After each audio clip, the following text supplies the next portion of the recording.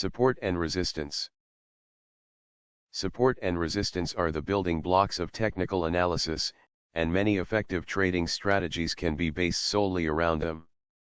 In simple terms, support and resistance are like glass floors and ceilings which appear to limit a market's range of movement. The reason these levels appear is due to the balance between buyers and sellers, or demand and supply. When there are more buyers than sellers in a market, or more demand than supply, the price tends to rise. And when there are more sellers than buyers, or more supply than demand, the price tends to fall. Support and resistance are the turning points. For example, a support level occurs when a market that's falling halts its decline to move higher. This typically means that the balance of market participants is moving from a seller's market to a buyer's market. The low point of the move is seen as a level of support. Resistance is the opposite. It is a level where a rising price reverses downward as a shift in the balance of buyers to sellers pushes prices lower. The high point is the resistance level. Resistance is the ceiling that the price struggles to break through.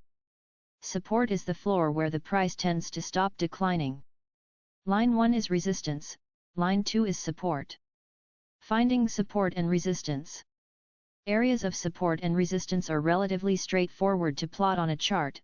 You just need to find a level the market has reached, but not been able to break through.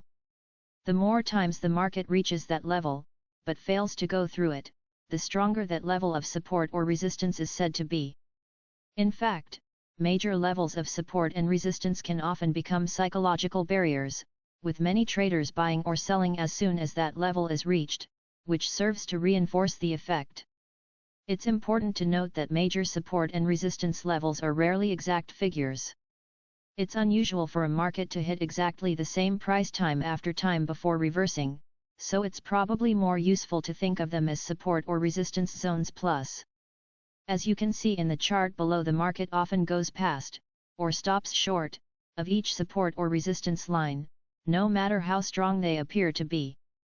When a market touches or jumps through support or resistance briefly before reversing, it's said to be testing the level.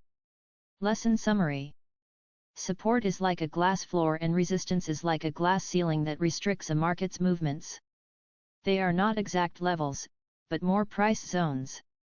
When a market price reaches a support or resistance level but doesn't break through, it's said to be testing the level.